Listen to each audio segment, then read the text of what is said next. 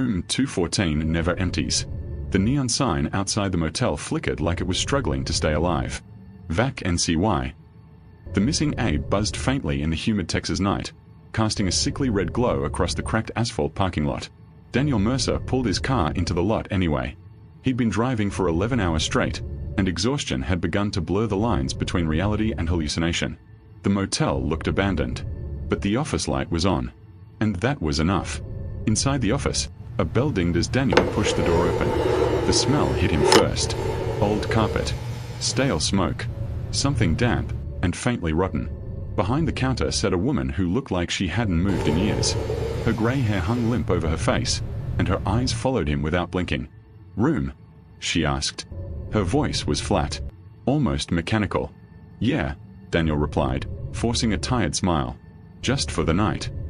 She slid a key across the counter. "Room 214. Daniel hesitated. "Card machine not working?"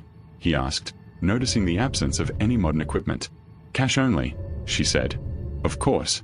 He handed over a few crumpled bills. She didn't count them. Didn't even look down.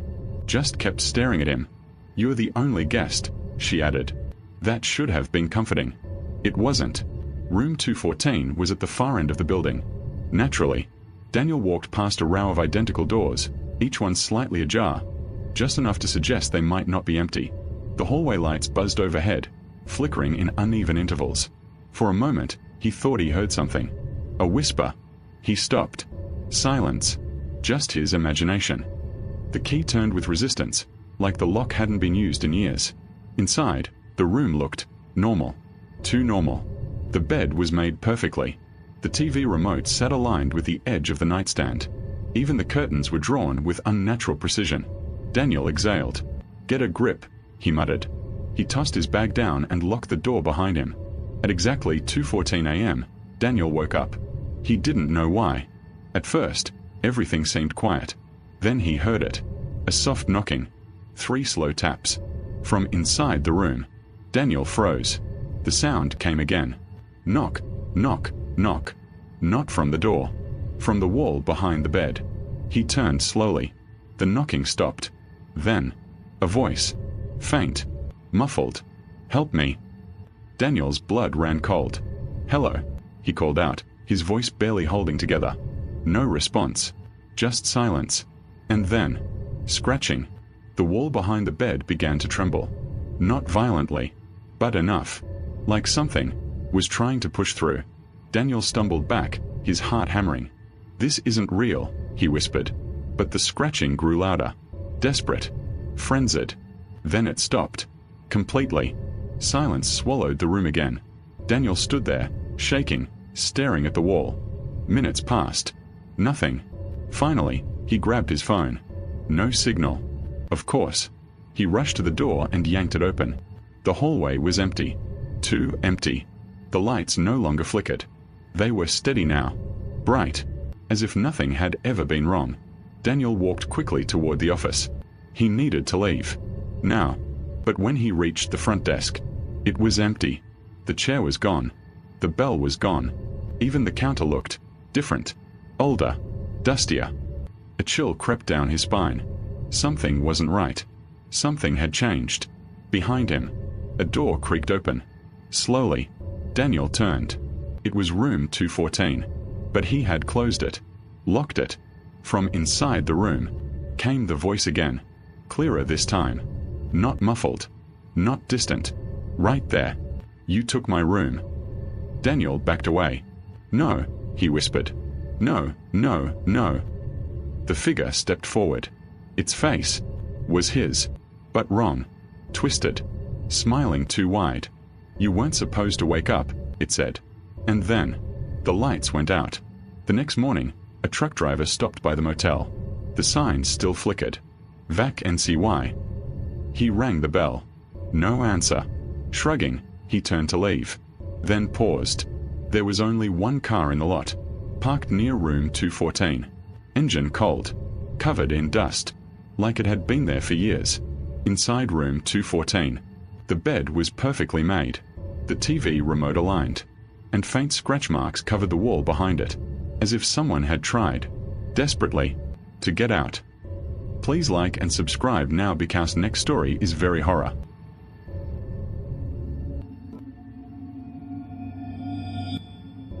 Mile marker 212. If you've ever driven long distances at night, you know how strange the road can feel after a while. Everything starts to blur. The lines, the signs, even time itself. That's exactly how it was for Eric Holstead the night he passed mile marker 212. He'd been on the road for hours, cutting through a desolate stretch of highway somewhere in Nevada. No towns, no gas stations, just miles of empty road and desert stretching into darkness. And then, he saw the motel. It wasn't on his GPS. Eric checked twice. Nothing.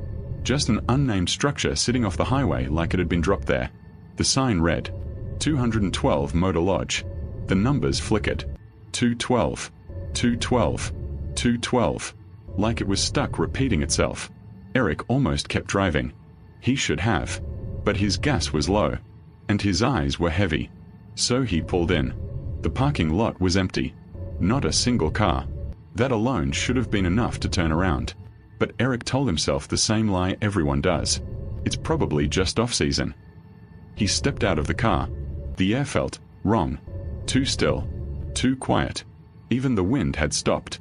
The office door creaked open before he even touched it. Inside, a man stood behind the counter. Tall. Thin. Smiling. Too much. Long drive? The man asked. His voice sounded delayed, like it echoed half a second too late. Yeah, Eric said cautiously. Just need a room for the night. The man nodded slowly. You stopped at the right place. Eric signed the ledger. He noticed something odd. Every previous entry had the same handwriting, same name, over and over. E. Holstead. Eric frowned. That's weird, he muttered. The man's smile widened. Coincidence, he said. Room 12. That's what he was given.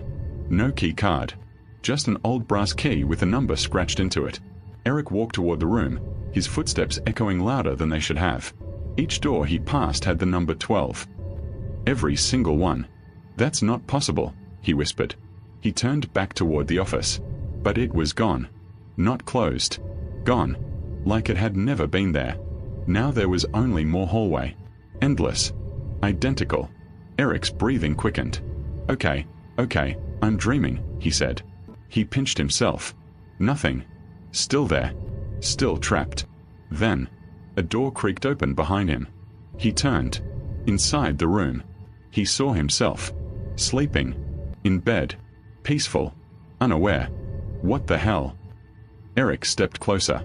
The sleeping version of him stirred. Then opened its eyes. And smiled.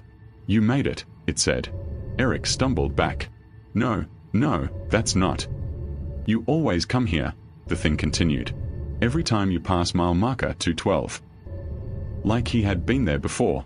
Like this wasn't the first time. The thing stood up. Its movements were slow. Jerky. Like it wasn't used to having a body. You check in, it said. You take the room. And then. It tilted its head. You stay. Eric turned and ran. The hallway stretched endlessly ahead. Door after door. All marked 12. Behind him. Footsteps. Matching his pace. Perfectly. He stopped suddenly. The footsteps stopped. He ran again. They followed. Closer this time. Breathing. Right behind him. Then. He saw it. An exit sign.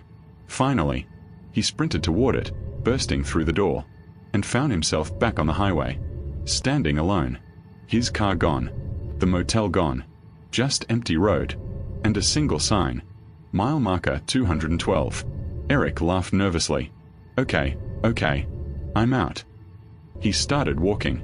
But something felt wrong. Too quiet. Again. Then he saw headlights. A car approaching. Relief flooded his body. He waved his arms. The car slowed. Stopped. The driver rolled down the window. It was him. Need a ride? The driver asked. Eric's blood ran cold. No, he whispered. The driver smiled. You're already here. Behind Eric, the motel flickered back into existence. The sign glowing. 212. Over. And over. And over. The next morning, A highway patrol officer noted something strange. At mile marker 212, there were tire marks. Fresh, but no vehicle. No footprints leading away. Just a single set of footprints, leading toward nothing. And scratched into the metal of the mile marker sign were the words, Room 12. Please like and subscribe now because next story is very horror.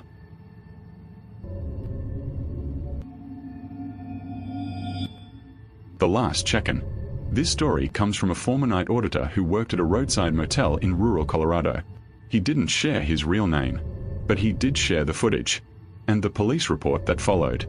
Everything you're about to hear is based on what was recovered from the motel security system over the course of one night. A night where one guest checked in, but no one ever checked out.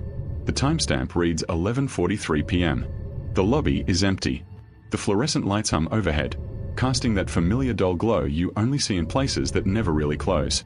Behind the desk sits a man named Caleb, early 30s, alone, watching something on his phone. Nothing unusual. Until the front door opens. At first, it looks like no one's there. Then, a man steps into frame. Mid-40s, pale, slightly hunched, wearing a dark jacket despite it being summer. He doesn't look at Caleb, doesn't speak, just stands there. Caleb looks up. Hey, checking in. No response. The man slowly turns his head. Not his body, just his head, and stares. Caleb laughs awkwardly. Long night. Still nothing. Then finally, I need a room. His voice is low, flat, almost distorted by the mic. Caleb nods. Yeah, sure. Just need an ID. The man doesn't move, just keeps staring. Then, he reaches into his pocket, slowly, and places something on the counter. Caleb looks down, pauses, leans closer. The camera doesn't capture the ID clearly, but Caleb's expression changes. Subtly, confusion, then discomfort. Sir, this says. He stops, looks back up. The man is smiling now, just slightly. Caleb hesitates, then forces a polite tone. All right, room 7 is available. He slides the key across. The man doesn't take it right away. Instead, he asks, is it still empty? Caleb frowns. Yeah, hasn't been used in a few days. The man nods slowly. Good. Then takes the key and walks out. The timestamp jumps. 12:26 a.m. Caleb is alone again. But now, he's watching something on the security monitor. Something off-screen. He rewinds the footage, plays it again, and again, then grabs the phone. Dials. Yeah. I think there's something wrong with one of the guests, he says. Pause. No, I don't know, it's just. He looks at the monitor again. He didn't show up on camera outside. There's no footage of the man arriving. No car. No shadow. Nothing. Just the door opening. And him already inside. 1:03 a.m. Room 7 camera. Static. Then, movement. The man stands in the center of the room. Not moving. Just standing. For over 10 minutes. Then, he turns toward the camera. Slowly, like he knows it's there, and speaks.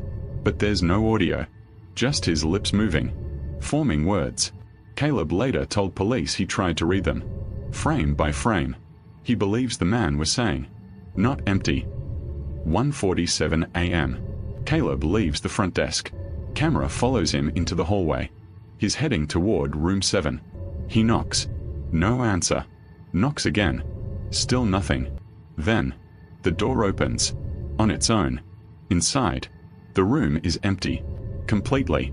No luggage. No sign of the man. Caleb steps inside. Hello. Silence. Then, the bathroom light flicks on. Caleb freezes. Slowly walks toward it. Pushes the door open. Inside. Nothing. Empty. But in the mirror, something moves. Behind him. He spins around. Nothing. Turns back.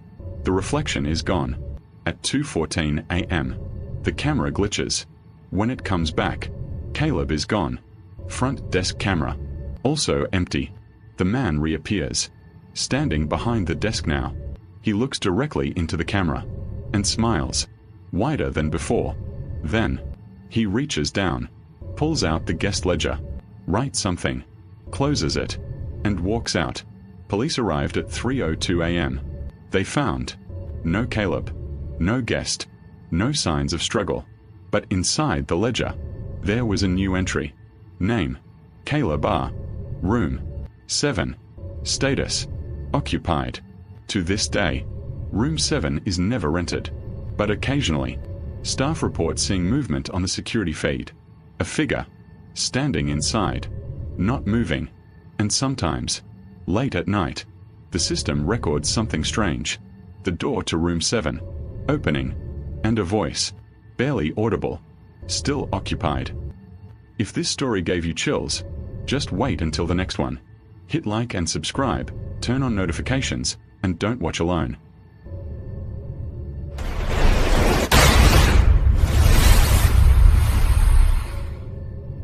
212.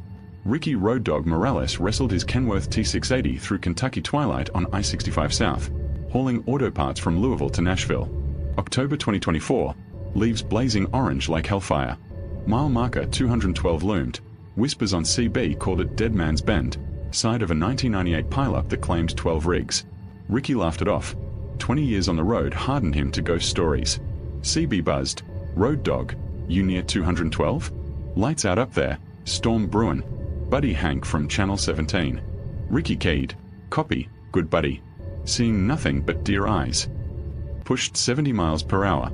Trailer steady. But air thickened. Radio fuzzing to static prayers. Hit 212 exact. World inverted. Lights died. Engine coughed to idle. Pitch black. No stars. Trailer groaned like bones cracking. Foot off brake. Rig rolled slow into void. CB erupted. Dog. It's the marker. Pile up ghosts pull you in. Hank's voice warped, pleading. Stepped out. Gravel crunched wet, reeking of oil and rot. Flashlight beam hit wreckage. Twisted metal hulks from 98 crash, fresh dripping gore. Bodies crawled from cabs. Truckers with crushed skulls grinning.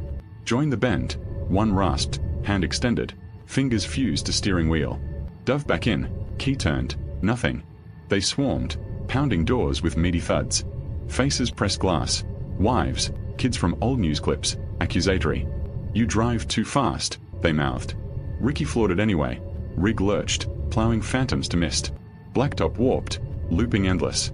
Mile marker 212 repeated. 212. 212. Fuel gauge plummeted. CB looped Hank screams, their harvest and souls at the bend. Ricky spotted his own rig ahead. Empty cab, him waving frantic. Clone. Time slip? Smashed CB, blasted horn. Fog parted to reveal the pileup core. Massive crater, rigs piled 50 deep, souls writhing in chains. Central figure, the 98 trigger trucker, eyeless, steering a flaming Peterbilt. Pay the toll, it boomed. Ricky veered right, off-road into trees. Crashed through brush, branches like fingers. Rig stalled in clearing, old truck stop, neon 212 eats buzzing. Inside, spectral diners, truckers eternally eating crash victims. Waitress with no lower jaw offered pie. Fresh wreck. Ricky bolted. Ran blind. Fog herded him back to rig. Climbed in. Miracle. Engine fired. Sped reverse. Smashing ghosts. Mileage climbed. 213. 214. Dawn cracked horizon. Real world snapped back. Pulled over trembling.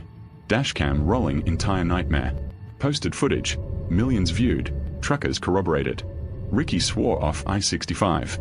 But some nights, at 212, his rig appears driverless. Waiting. Ricky floored the Kenworth. Real sunlight burning through fog like acid on skin. Mile marker 213 blurred past. Freedom? CB hissed alive. Road Dog. You broke the loop? Praise Jesus. Hank's voice, shaky but real. Ricky gasped. Barely. Brother.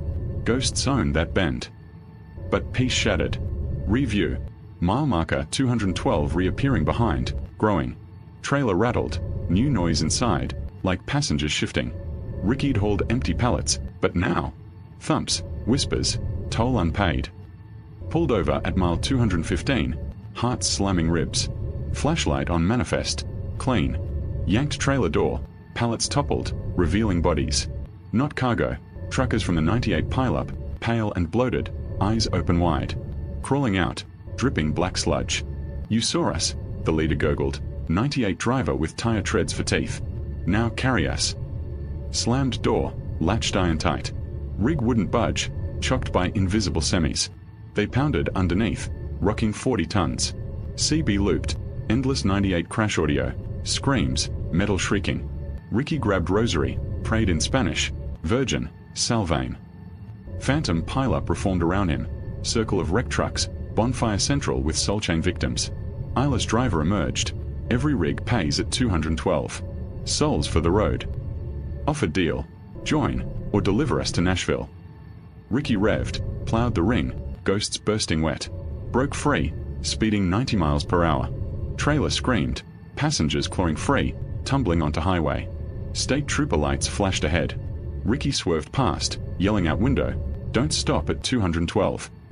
Cop chased, but fog swallowed him. Review. Cop rig vanished. Nashville depot loomed. Safety? Drop trailer, ran inside. Manifest guy blinked. Empty run, dog. You look like hell. Dashcam review. Pure nightmare, timestamped looping 212 eternally. Posted online. FBI seized it. National security glitch. That night, motel bed. Dreams of 212. Woke to CB static in his head. Next hole. Avoided I-65. But CB chatter haunts. Road dog went ghost at 212. Rig found empty, mile marker repeating. Ricky's out there, driving the loop forever. Some say his voice warns truckers, pay the toll. At mile marker 212. Please like this video and subscribe now because next story is very horror.